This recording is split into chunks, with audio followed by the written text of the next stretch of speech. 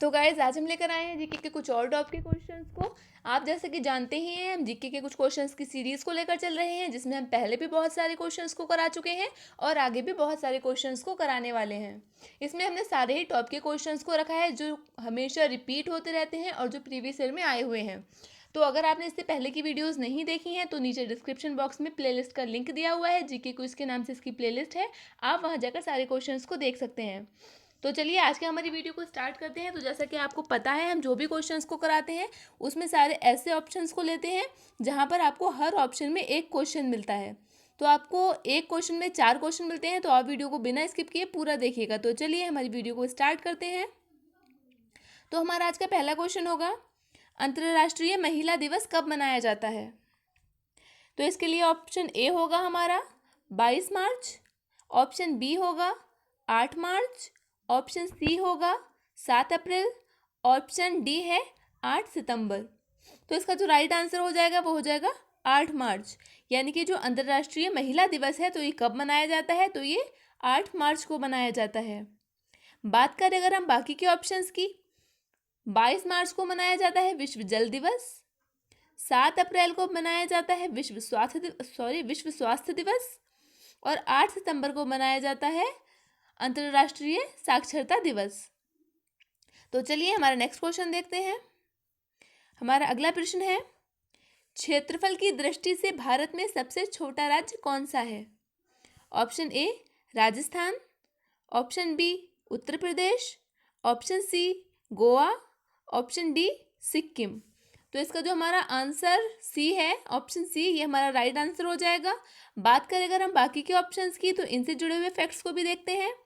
तो ये जो राजस्थान है ये क्षेत्रफल की दृष्टि से सबसे बड़ा राज्य है। बात करें अगर हम उत्तर प्रदेश की, तो ये जनसंख्या की दृष्टि से सबसे बड़ा राष्ट्र है, यानी कि भारत की सबसे ज़्यादा जनसंख्या उत्तर प्रदेश में निवास करती है। बात करें अगर हम सिक्किम की, तो यहाँ का जो जनसंख्या है वो सबसे कम है। भारत में जहाँ सबसे कम जनसंख्या है तो वो कहाँ पर है? वो है सिक्किम में। नेक्स्ट क्वेश्चन देखते हैं, ओणम किस राज्य का प्रसिद्ध त्योहार है? ऑप्शन ए केरल का, ऑप्शन बी असम का, ऑप्शन सी बिहार का, ऑप्शन डी हरियाणा का। तो इसका जो राइट आंसर हो जाएगा वो हो जाएगा ऑप्शन सी ए, यानी कि केरल का। तो ओणम कहाँ का त्यौहार है? ओणम केरल का त्यौहार है। बात करें अगर असम के प्रमुख त्यौहार की, तो ये है बिहू। और अगर हम बात करें बिहार के सबसे फेमस त्यौहार की, तो वो है छठ पूजा। और हरियाणा का जो प्रसिद्ध त्यौहार है वो है बैसाखी। नेक्स्ट क्वेश्चन देखते हैं हमारा। तो हमारा नेक्स्ट क्वेश्चन है, दिल्ली भारत की राजधानी कब बनी? ऑप्शन ए 1931 ईस्वी में, ऑप्शन बी 1911 ईस्वी में, ऑप्शन सी 1504 ईस्वी में, ऑप्शन डी उपरोक्त में से कोई नहीं। तो इसका जो राइट आंसर हो जाएगा वो हो जाएगा 1911 ईस्वी में। 12 दिसंबर 1911 ईस्वी में दिल्ली को भारत की राजधानी बनाया गया। बात करें अगर हम 1931 की, तो 1931 में जो भारत की राजधानी दिल्ली थी उसे आधिकारिक रूप से राजधानी बनाया गया था। अगर क्वेश्चन आता है दिल्ली को राजधानी कब बनाया गया, तो 1911 ईस्वी में। और अगर क्वेश्चन आता है कि आधिकारिक रूप से राजधानी कब बनाया गया, तो 1931 ईस्वी में। बात करें अगर हम इससे पहले, तो इससे पहले जो था 1911 से पहले भारत की राजधानी थी, तो वो क्या थी? तो वो कोलकाता थी। बात करें अगर हम 1504 ईस्वी की, तो 1504 ईस्वी में आगरा की स्थापना हुई थी। और अगर क्वेश्चन आता है आगरा की स्थापना किस शासक ने की थी, तो ये की थी सिकंदर लोदी ने। ये लोदी वंश का शासक था और इसने 1504 ईस्वी में आगरा की स्थापना की थी। नेक्स्ट क्वेश्चन है हमारा, सबसे चमकीला ग्रह कौन सा है? तो हमारे इसके लिए ऑप्शन ए हो जाएगा बृहस्पति, ऑप्शन बी हो जाएगा बुध, ऑप्शन सी हो जाएगा वरुण, ऑप्शन डी हो जाएगा शुक्र। तो इसका जो राइट आंसर हो जाएगा वो हो जाएगा शुक्र, यानी कि वीनस। तो जो शुक्र है वो सबसे ज़्यादा चमकीला ग्रह है और इसे पृथ्वी की जुड़वा बहन भी कहा जाता है। बात करें अगर हम बृहस्पति की, यानी कि जुपिटर की, तो बृहस्पति जो है वो आकार की दृष्टि से सबसे बड़ा ग्रह है। बात करें अगर हम बुध की, तो ये सूर्य के सबसे नज़दीक भी है और सबसे छोटा ग्रह है। ये जो बुध यानी कि मरकरी है, ये सारे ग्रहों में सबसे छोटा ग्रह है और पृथ्वी से सबसे ज़्यादा नज़दीक है। बात करें हम वरुण की, यानी कि नेपच्यून की, तो ये सबसे ठंडा ग्रह है। तो अगर क्वेश्चन आता है सबसे बड़ा ग्रह कौन सा है तो बृहस्पति, सबसे छोटा या सूर्य के सबसे नजदीक ग्रह कौन सा है तो वो है बुध। बात आती है अगर सबसे ठंडा ग्रह कौन सा है तो वो है वरुण, और अगर बात आती है चमकीला ग्रह कौन सा है तो वो है शुक्र यानी कि वीनस। नेक्स्ट क्वेश्चन देखते हैं। तो हमारा अगला क्वेश्चन है भारत का राष्ट्रीय पशु कौन सा है। ऑप्शन ए गाय, ऑप्शन बी बाघ, ऑप्शन सी शेर, ऑप्शन डी बैल। तो इसका राइट आंसर आप जानते ही होंगे कि ये बाघ है, लेकिन इन तीन ऑप्शन से भी एक क्वेश्चन है तो हम इसे भी देखते हैं। अगर बात आती है कि गाय किस देश का राष्ट्रीय पशु है तो गाय नेपाल का राष्ट्रीय पशु है, और बाघ इंडिया के साथ साथ बांग्लादेश का भी राष्ट्रीय पशु है। बात आती है शेर की, तो शेर जो है ग्रेट ब्रिटेन का राष्ट्रीय पशु है यानी कि इंग्लैंड का, और बैल जो है वो स्पेन का राष्ट्रीय पशु है। तो चलिए हमारा नेक्स्ट क्वेश्चन देखते हैं। हमारा नेक्स्ट क्वेश्चन है भारत का राष्ट्रीय पक्षी कौन सा है। ऑप्शन ए सारस, ऑप्शन बी उल्लू, ऑप्शन सी मोर, ऑप्शन डी नीलकंठ। तो इसका राइट आंसर भी आपको पता होगा मोर, लेकिन इन तीन ऑप्शन से भी हम एक एक क्वेश्चन को देखेंगे। तो अगर बात आती है सारस की, तो सारस जो है ये उत्तर प्रदेश का राजकीय पक्षी है। बात आती है उल्लू की, तो ये पंजाब का राजकीय पक्षी है। और बात आती है नीलकंठ की, तो ये जो नीलकंठ है ये आंध्र प्रदेश, बिहार, कर्नाटक, ओडिशा और तेलंगाना का राजकीय पक्षी है। तो अगर बात क्वेश्चन आता है आपके पास कि उत्तर प्रदेश का राजकीय पक्षी कौन सा है तो वो है सारस, पंजाब का राजकीय पक्षी कौन सा है तो वो है उल्लू, और अगर क्वेश्चन आता है कि आंध्र प्रदेश, बिहार, कर्नाटक, ओडिशा या तेलंगाना का राजकीय पक्षी कौन सा है तो वो है नीलकंठ। नेक्स्ट क्वेश्चन देखते हैं हमारा। भारत का राष्ट्रीय जलजीव कौन सा है। Option A dolphin, option B whale, option C कछुआ, ऑप्शन डी बाम मछली। तो इसका जो राइट आंसर हो जाएगा वो हो जाएगा डॉल्फिन। कुछ और राष्ट्रीय चिन्हों को देखकर चलते हैं। तो अगर बात आती है कि भारत का राष्ट्रीय फल कौन सा है तो वो है आम, भारत का राष्ट्रीय फूल कौन सा है तो वो है कमल, और अगर बात आती है कि राष्ट्रीय खेल कौन सा है तो वो है हॉकी।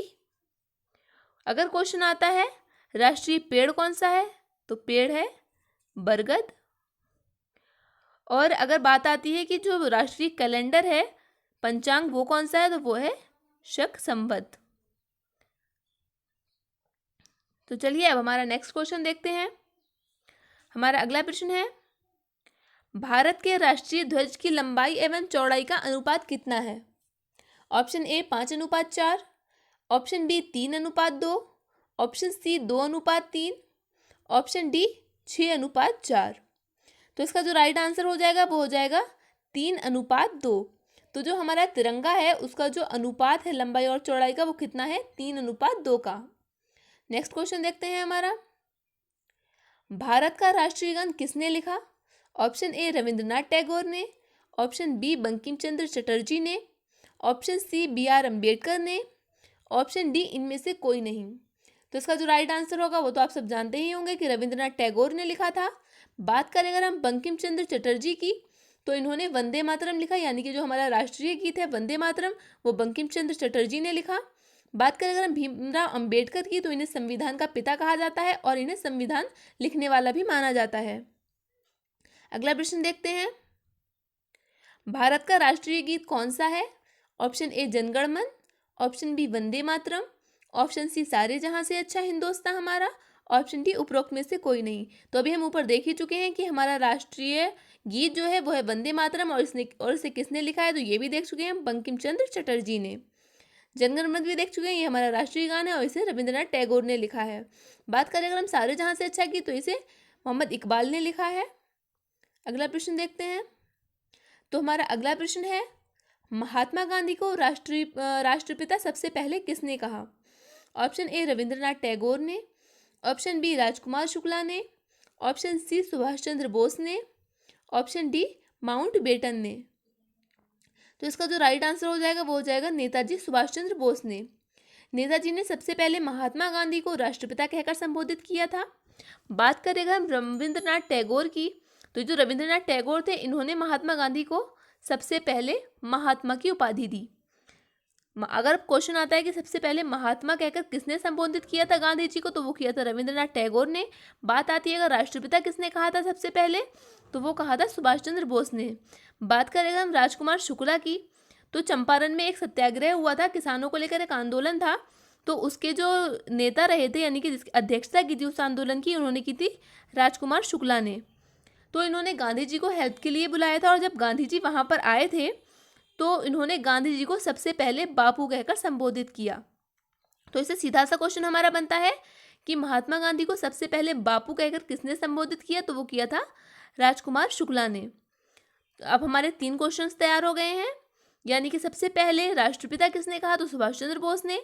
सबसे पहले बापू किसने कहा, तो राजकुमार शुक्ला ने।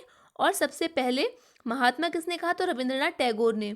बात करें हम लॉर्ड माउंटबेटन की, तो इन्होंने गांधी जी को वन मैन बाउंड्री कहकर संबोधित किया था। अगला प्रश्न देखते हैं, राष्ट्रीय गान की अवधि कितनी है? 52 सेकेंड, 63 सेकेंड, 72 सेकेंड, 1 मिनट। तो इसका राइट आंसर हो जाएगा 52 सेकेंड, और ये आप सब लोग जानते ही होंगे। नेक्स्ट क्वेश्चन है हमारा, रेडियो एक्टिवता की खोज किसने की?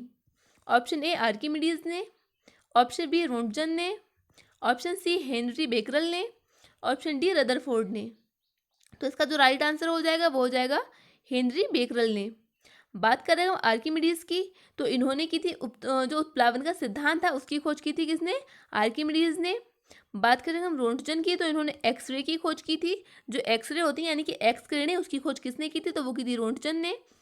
बात करेगा हम रदरफोर्ड की, तो उन्होंने प्रोटॉन की खोज की थी। नेक्स्ट क्वेश्चन है हमारा, एक्सरे का आविष्कार किसने किया? ऑप्शन ए रोंटगन ने, ऑप्शन बी लैंड स्टीनर ने, ऑप्शन सी वैक्सीन जी सॉल्क ने, ऑप्शन डी ल्यूवेन हॉक ने। तो इसका राइट आंसर तो हम ऊपर देख ही चुके हैं कि सबसे पहले एक्सरे का खोज किसने की थी, तो वो की थी रोंटगन ने। बात करें अगर हम बाकी के 3 ऑप्शंस की, तो जो लैंड स्टीनर थे इन्होंने ब्लड में जो एंटीजन होते हैं उनकी खोज की थी। बात करें अगर हम वैक्सी जेई सॉल्क की, तो इन्होंने पोलियो की खोज की थी। और बात करें अगर हम ल्यूवेन हॉक की, तो इन्होंने जीवाणु की खोज की थी। तो ये रहे आज के हमारे कुछ क्वेश्चंस। आई होप आपको वीडियो अच्छा लगा होगा, और अगर आपको हमारा वीडियो अच्छा लगा है तो प्लीज़ इसे लाइक और शेयर कीजिए, और ऐसे ही टॉप के प्रश्नों के साथ हमारे चैनल के साथ जुड़े रहिए। हमारे चैनल को सब्सक्राइब कीजिए और बेल आइकॉन को ज़रूर प्रेस कीजिए, जिससे हमारी डेली क्विज की अपडेट्स और ट्रिक्स की अपडेट्स और साथ ही साथ डेली करंट अफेयर्स की अपडेट भी आप तक पहुंचती रहे। तो चलिए मिलते हैं अगली वीडियो में ऐसे ही किसी अच्छे से टॉपिक के साथ। तब तक के लिए बाय एंड थैंक यू।